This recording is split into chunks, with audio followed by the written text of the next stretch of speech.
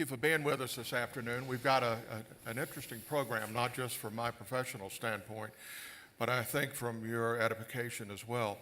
Recall yesterday we had a couple of comments associated with the nation-state sponsored IP theft. Basically, we focused on China, their centralized focus, and the fact that they're spending more and more of their energy through cyber technology to take a lot of our technology developed primarily here in the United States. But what we are starting to see now is not just defense-related industries, which really got our attention, but now moving into other technological fields as well, specifically associated with medical research, which has tremendous adverse implications. I'm joined today with a couple of experts, and I kind of feel like a cur dog in an AKC show because of their brilliant expertise.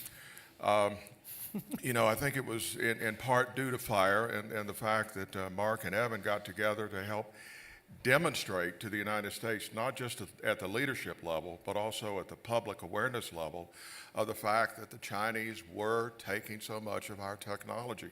That was a seminal work. It certainly was appreciated both in the academic community and in the business community as well. And then I think you got quite a bit of notoriety in a polite way with 60 Minutes. Mm-hmm. It was unfortunately they didn't focus on you any more than they did. They should have. Well, it's not about me. Yeah. And then what we're focusing on today is not just the mere description of a problem. I think most of us in this room are more than passingly aware of that, but some solutions to that problem. And in our earlier comments, we had lunch together, so we didn't practice ahead of time, but I kind of gave them some direction. We're not going to boil the ocean. I want some hard solutions. I want crisp answers, because that's what they deserve, and that's what I want to hear. So, you're on. All right, I'm on. And I think this is a great thing to do because I do know that it's tough when you're out in the business world or in the policy world and you're looking at folks like me that are talking about the issue and highlighting the issue, and you get to a point where you say, okay, what now, right? If I understand the issue, what do we do? And I'm going to focus on policy because Jeff Hudson from Venafi here has such great expertise in cyber, and I do not. But I do look at all sorts of different worlds, and Jeff has always been a great resource to us in terms of knowledge. So policy-wise, there are some really great things we can do. I think it's important to remember that this isn't a new issue. So we've seen other nation states practice this kind of program before, and we've come up with solutions. The Special 301 trade regulations are a fantastic solution set. Nothing is perfect. So anytime someone's saying this will fix the whole problem, it's not true, and we all kind of know that if we're being honest with ourselves. But the Special 301 regulations are a fantastic tool which we can use to try to restrict market access, essentially, to anybody that we think is not playing by, and this is by WTO regulations, right? This is by agreements that we've already made. One of the biggest problems. Give us an example of some successes. Well, so with Japan, we had great success with Special 301. And essentially, we were having issues with IP theft. There was a lot of honest purchasing of IP as well. That's fine, right? That's as it should be. But there was a lot of IP theft. And we didn't get those industries back, so no promises should be made there. But the Special 301 regulations, we brought a case against Japan and essentially said, look, you can't sell into the US market if you're stealing our IP. That was the underpinning of that concept, and that works. So if the entire point of the system is to then market this stuff, then if you disallow the entity stealing IP from marketing it in the world, and particularly in the United States, which is one of the largest markets, then you're set. I mean, you've started a great moment there in changing the paradigm. So I think that's really important. I would agree with that. But, you know, so often we come up with, what have you done for me lately? Mm-hmm. So give us a couple of examples of successes we've had with China on this particular provision. Well, we're working on it right now, so I wouldn't give you examples of successes we've had with China. Say It's a trap. No, it's a hard conundrum. It is a hard conundrum. Address. I think we have a major issue right now with letting them leverage things like the North Korean issue and keeping us off of trade. That's been a long paradigm where we get 3 major policy goals put into our negotiation strategies with China, and we end up talking about number 1 the entire time. And number 3 often is what's economic and what's trade related. And so that's a really tough problem, and we need to stop doing that and wake up on our policy side and on our State Department negotiation side. We need to focus on that. So that's an issue. I cannot name a recent success. I think that we're working on that right now, and I have hope for the future, and the tool can help. Well, I think the fact that you've given a couple of examples that have worked associated with Japan kind of gives us a bit of leverage against China. We've also seen similar programs adopted by the United Kingdom and by Germany that have been very successful. Not successful enough to keep one of the major perpetrators of stealing intellectual property. Let's see, in case you're not sure of who I'm talking about, it's Huawei. Well, it's not just Huawei. Excuse me? It's not just Huawei. And It's who else is it? Well, there's at least 473 industries that are being targeted, and so there's a Huawei in each one of those industries. I don't think policy is actually going to do anything to stop what's going on unless it gets pretty draconian. It really has to hurt. I think we Well, what do play we do by in the two interim? separate. What do we do in the interim? I'll talk about that, but we play by two separate rules. And one of the rules we have is rule of law, international law, ethics, morals, beliefs, attitudes, values. And U.S. companies go into China knowingly having to share their intellectual property. So it's not even, they don't even have to steal it, right? By policy, for us to access that market, we have to turn it over. We are not in China. We won't go into China. So anyway, policy has to, they're not going to comply. The Chinese are not going to comply unless they are absolutely forced to, and they create deceptions everywhere. And we focus on the deceptions. We focus on kinetic warfare, where that's not really where they're practicing their trade, and they're just really masters at it. So what we see in our business is that never directly. So one of the things we hear all the time from the Global 5,000 that have all of your information is that, well, we block all of the IP addresses that come from China. We hear that all the time. Well, there isn't one attack that's been perpetrated that's been successful against a major U.S. corporation that came directly from China. It comes generally from like Stanford Children's Hospital, or it comes from the local 24-hour fitness. Servers get compromised. That gets to the notion of how do you attribute really where these attacks come from. But we have in the United States this view of openness. We want everything to be open. We want to share the information. There is this outstanding view that convenience and speed is everything, and that security works in contravention of that. So security, by definition, is control. And control actually can, in a lot of people's minds, reduce speed and convenience. And so there's always this trade-off that people are making in their mind, and we always go towards the convenience. How many people in here have ever seen a little pop-up on your screen that says, the certificate on the site that you are visiting is not trusted? Anybody seen that? Raise your hand. Okay. Now, I'm going to ask the same people that saw that, how many of you have clicked proceed anyway? This is a very educated audience. What we see inside of security companies, cybersecurity companies, where we have hundreds of engineers that really know what they're doing, we can trick them very easily.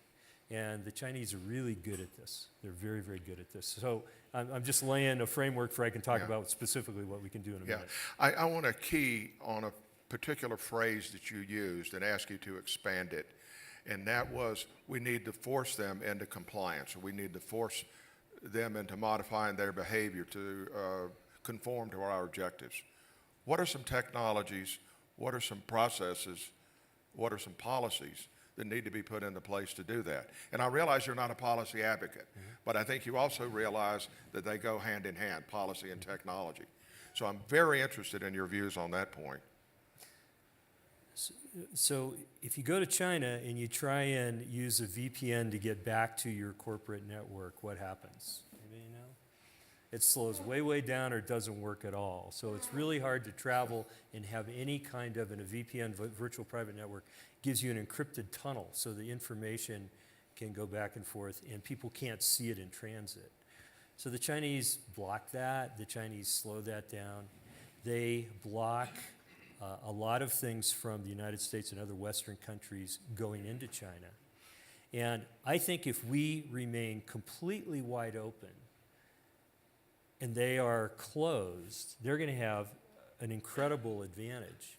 And so we have to make a policy decision that we're going to do some stuff to block, some things to block Chinese companies accessing our markets, which are in cyber, the same way the Chinese blocks access of US or Western companies into their markets. And it's not, I'm not calling it a trade war, and I'm not calling it setting a wall or building a wall, but I think there's got to be some symmetry here, because if we give unfettered access to all of our networks, which are wide open and they're very vulnerable, and we're not doing anything to protect those, we're just setting ourselves up for failure. It's not the same as it was 25 years ago. I've heard this a few times. Well, in the past, China and Russia did this. How far away is Shanghai from San Francisco? How far away is Shanghai from New York? Anybody know? About 25 milliseconds. So it's not like the movement of people, the movement of things. In the past, the fastest something could move was 550 miles an hour in the belly of a jet, and now it's just instantaneous. So I think we have to change our thinking about how we leave everything wide open. Or we have to decide that we are going to live and compete and learn to survive in a world that is open. We got to do one of those two things, which means we got to take security as seriously as Israel does, as seriously as the IDF, the Israeli Defense Forces, does. Because this is the kind of battle we're in. We're going to be open and we're going to take it that seriously, or we're going to block it. We're going to stop it. And we have to choose. Well, you offer some fascinating insights, and I noticed you were not in your head, yes, and I'm going to interpret that to mean you understand what he's saying, not that you necessarily agree with him, because I don't think you do, and I don't agree with you, not that that's all that critical. That's what makes these kinds of panels great. Well, see, part of the issue... You don't agree with the question? We either do one or the other? Well, but we talked about yesterday the fact that the Chinese, being a centralized government, are doing their very best, not just to take our technology, but take over cyber leadership for the world. Correct. And that's contrary to this open doctrine that you're talking about. Correct. Philosophically, I want to agree with you. But in terms of being practical and addressing a solution, over to you. Well, I agree that, and I think you were perhaps stating it more in a rhetorical fashion, right? That's the issue that we're facing. I think that people often trick themselves. The paradigm of, oh, we can out-innovate is a common and tired now concept. And I don't think that we want to live in a world where we're trying to out-innovate when the distances, as Jeff was mentioning, are so close, so small. And I don't think that works. So if you have someone sitting on your network all the time and uploading every ounce of data that you create every few months, and you don't even know they're there, you can't out-innovate in that kind of situation. They are you. And there are companies that have dealt with this and gotten very confused as to why their competitor in China were them, why they were creating the exact same products at the same pace, only always releasing a little bit earlier and selling for a lot less. And so that there's no way that you out-innovate in that kind of situation. And so I think we do need to we need to follow the first line of logic and say, okay, it's been great to have a perfectly open system. And there are a lot of things that we value deeply that we don't want to lose. But what gates do we need to start shutting? And there are a lot of, I think, pretty simple things that we can do just to even get started here on making sure that we're not shouting everything we know from the rooftops, including to people that really don't believe in the same things as we do. The government of the PRC has got very different ideas for what the future of planet Earth looks like than the Western world would. So, But having said that, the reality is, Jeff, you're right. The Chinese are coming in, they're investing, they're buying, and once they own the company, they've got the technology legitimately. How do we resolve that difficulty? Do we set up, and I hate to use the term trade barriers, and I like your example of Israel. they're very guarded as to who gets to come in and invest in certain technologies. The United States used to be with the CFIUS, the Committee on Foreign Investment in the U.S. But over time, that has just been watered away to absolutely nothing. So the openness doctrine is the prevailing doctrine, but I'm not sure it's the successful doctrine. So I lived in Taiwan for a year. This was back in the 80s when Taiwan wasn't nearly as westernized as it is today. Yeah. And it was just And you wrote a fascinating. book on your experiences there too, I believe. I'm sorry? Didn't you write a book on your experiences there? I wrote a short paper on some of the things Okay. I learned there. But it was fascinating because the view of the world, the worldview, we talk about perspectives on things, is so completely different. And I'll tell a quick little story and it'll lead to one of the most recent breaches, and we can talk about how that happened. So back in, I think, 400 or 500 BC, Confucius went to Lao Tzu, and said, I want you to help me manage the city. And the first thing Lao Tzu said was, let me count the people. Let me count the people. And then Sun Tzu, as we call him, or Sun Tzu, lived at that same time, and he wrote The Art of War, which he said, essentially, the best war is one in which not a single bullet is fired, right? Okay, fast forward to the notion that came up yesterday of WWD, worldwide domination. I think that was you, Richard, wasn't it? Yeah. Yep. We're going to serialize that and put it on Netflix, WWD. It's a good bumper sticker. Yeah. Yep. So look at some of the thefts that have happened recently. It hasn't been intellectual property in the classic sense. It's been lists of people and attributes of the people. And what's going on right now in China is there's this incredible database being built characterizing everybody in this room, everybody in the planet. Because how do you manage this city? Let me count the people. I need to know about the people. And so one of these examples I'll talk about, the most recent breach, or one of the most recent breaches. The company was very, very lax, in my opinion, at some of the things they thought about and did. And they really cared a lot about making sure that they had, and a lot of this is in public, I'm not sharing any internal secrets of this company, but they cared a lot about cost control. They believed that they were a very high technology company, and they had technologists that were taking care of things. The way they had organized it, they had technologists that were writing applications, securing applications, and on and on and on.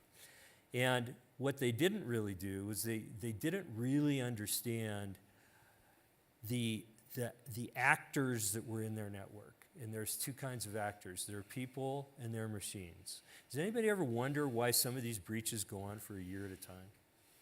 You ever thought about that? It's not because somebody stole Larry Smarr's username and password and is logged onto the network every day and taking things out. It doesn't work that way. Because we have huge systems that we put in place to make sure that there aren't two Larry Smarrs logged in at the same time. Make sense, right? But there are machines. The machines can be cloud workloads, they can be devices, they can be malware, .exes, or other things that get into networks that steal the machine identities and exist in these networks for a long, long time, collect data, move around, encrypt it, and send it out, and you can't see it. And so those kinds of things happen all the time. This is just a basic misunderstanding of the network and how it works. There's two actors. We think everything's human-based. It's not. So much of it's machine-based now. We're not paying attention to it. How many times do people in your organizations just put things up into AWS and think, wow, I made it very simple and very easy to do, and they didn't really think about how do I control that, how do I secure that? And the Chinese know this, and they take advantage of it every single second. All right. Well, work with you on this thought experience. You've outlined a problem set. You've hinted at some solutions. You're in charge. What do you do? Are we talking about a firm, or are we talking about our nation state? Whatever you think is appropriate. Okay. I mean, I don't want to put you on the spot awkwardly. No, what I'm looking I for should be on the spot. I think I am is on a the spot. realistic answer that'll work. Yeah. So realistic answers that work. And again, I think I'll touch on policy, and maybe we can conclude with your cyber expertise. But I do think you touched on CFIUS being a failing in a failed state, essentially. We're reviewing CFIUS now, or talking about reviewing it. So that's the kind of thing that we push really hard on. We need top-down policy. We need federal policy that acknowledges this dynamic and attacks it. And I think that the potent combination that you need, and we've talked about this before, is that you need federal policy that goes after the things that are federally regulatable, right, that you can regulate at a federal level. And then we need very strong security improvement in the private world. And so the combination of those two things is critical. From the policy side, I think that we need to actually prosecute people. The DOJ has done this before. That's critical. There has to be a disincentive. And so on a federal level, there need to be trade, criminal, and potentially tax or tariff disincentives. That will put the kind of pain, and you mentioned the word draconian. That's harsh, of course, but That's fairly draconian. yeah, I mean, you need to inflict pain in order to disincentivize something. And so Yeah, I don't disagree with that approach, but I'm looking for more immediacy in terms of the pain point. You got a 3-year-old child who misbehaves, but you don't punish him for that misbehavior until they're 7 or 8. Right. You kind of lose the effect. Right. And I like your concept of policy. However, here's my disconnect with your policy argument. I don't trust the politicians to create the policy. They, in most cases, acknowledge they don't know what in the hell they're doing. So they go to lobbyists. Lobbyists don't represent the constituency.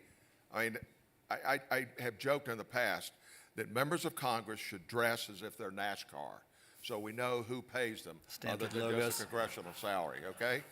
And the lobbyists control them a lot. yeah, I think we need more of a contribution from the technology leaders to help the policy leaders understand what's going on. yeah, I would Now, how agree do with we do that? Yeah.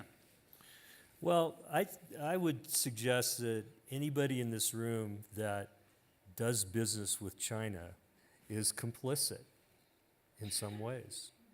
And you got to be really But they're careful. our major trading partner. I got it. So let's talk. You want some teeth in it? You want it immediate?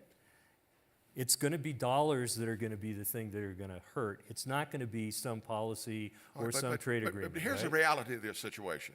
If I owe you $1,000, that's my problem. If I owe you $10 million, that's your problem. Well, in That's the where latter we are case, with we're in China. the latter case we're partners, right? Good. No. So I think we've all got to be really, really careful. And when U.S. companies, with a very rosy view in the world, take their technology or trade with China, you just got to be really, really careful. I keep going back to Israel and the Israelis and the way they approach this. And they are very skeptical of everything, and they validate everything. And we're in a world now where we don't have identification. So we've created a new realm, cyber realm, and we have citizens in this realm. The Chinese know this. They have a sovereign cyber world, right? They wall it off, they block it, they control it. They know who's there. The Sesame Project is all about the reputation of the citizens in this cyber world. And our implementation of the internet has complete anonymity. And so there are some things we can do to really recognize that everything starts with identity and attribution, and that we really shouldn't let anybody on any network or trade with anybody where we have not completely vetted exactly who we're trading with. Otherwise, we're thinking we're in a utopian world where the bad guys flourish like crazy. All right, well, this has been a fascinating discussion, and I'm not suggesting it's over, but I don't want to monopolize it. I want to open it up to questions. And you're standing there ready for one. I have a question about the airline industry and the FAA and the move towards privatization. Because one of the things that just dawns on me, I'm a pilot, and the second largest GA plane manufacturer is owned by the Chinese, Cirrus Aircraft. That's what I fly. And there's also this move to make the air traffic control to privatize that. And, you know, the part of me that the sci-fi writer just thinks about what happens when a private company that potentially has an allegiance to somebody to not this country is running our entire air traffic control system. So how many hotels have been bought by the Chinese and Western I should have the world? number off the top of my head, but It's I wrote around that a couple years 3,000 ago. or No, something? You will it's- never see a FiRe conference at any of those hotels. Yeah, it's much higher than 3,000. It's more like 6,000 or something Okay, like that. so there's the answer. And what do you get if you own a hotel? Chance to surveil a lot of people who use the hotel Wi-Fi. We know this, right? Because we all connect to it. I don't, by the way. I use something that's a little more secure, not completely secure, which is the cellular system. It's not completely secure. But the point is, if we put the control system in the hands of private companies, which then can, through many, many layers of obfuscation, be owned by somebody else, we're just giving them exactly what they want, which is WWD, more information on how things work. Anybody ever seen these DJI Phantom drones? These little DJI drones? Let me interrupt you because we've got some other questions Okay, I'm out sorry. here. And I could go on for a long time. sorry. I know. Who's next? Yeah. Step forward, step lively, speak up. Right. Okay. So the majority of the session was focused on what the U.S. and U.S. companies can do, but this is obviously assuming a degree of U.S. power. Now, the U.S. is obviously losing in some ways to China, but it still has a lot of agency. Other countries don't have that level of agency when they're doing business with China. So what can countries do in particular? And that's my first question. And secondly, is there any scope for the U.S. and countries and companies from other countries cooperating against the Chinese threat? Okay, now hold that question, because I want these next two gentlemen to have an opportunity to ask their question, and then you get to pick and choose an answer. How's that? Next. Come on, we're short on time. Move along. All right. Question, no speech. So academically, we spent the last 2 decades teaching the best of China. And we have now pulled the rug out in terms of funding for science and engineering and research. And China has opened the welcome wagon and given these folks top dollar to come back to China to do their science and engineering. How do you address that? Okay, thanks for the question, Mark. We may have already lost. I heard the question, Mark. Next. We'll answer your question. I'm not being that abrupt.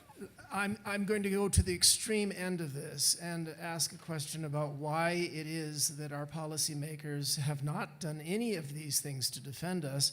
And there is one extremum, and that is if I were those guys and plotting things like science fiction, I'd put myself in their shoes.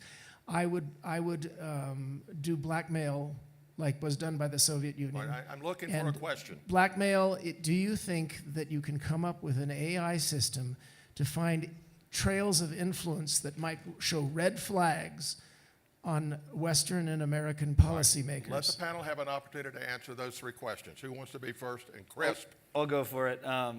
So I'll start with the last one. Yes, I think that you might be able to create a system of research where you track things like that. I think it's important. I think it's happened before and we've caught it. So we should always be watching for that all around the world, particularly in the United States. To rewind, what were we on FAA? I think that's a major concern. Any industry that's getting taken over like that is certainly a worry that we should have. That's why CFIUS needs to be strong and direct, and we need to have a bit broader of a definition of what is a critical industry in the United States, including if it's collecting massive data about our citizens. And the final, in terms of what other smaller nation states can do, I think it's really critical that we band nations together and that we create cooperative efforts. So if you're a very, very small nation, the least you can do is be very wary about who you're taking money from. And beyond that, I think they need help from larger nations, and larger nations have a responsibility to help people not become massive victims of this. And so one last thing, because there was a great question there.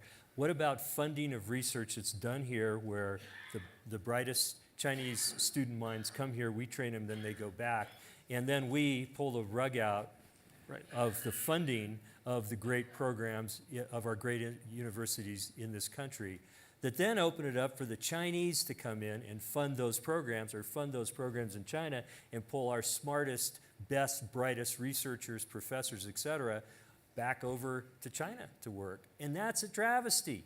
And anybody in here that lets that go on and doesn't vote with your votes and with your dollars that incent the funding of the research that's being done in these great universities. That's one of our greatest assets as a culture. If we're open, we better have great universities, and we better fund it. I'm going I'll to leave end it the at that. conversation with this observation, then we're going to walk off the stage and make room for somebody else. Okay. Why don't you two run for public office and make a difference?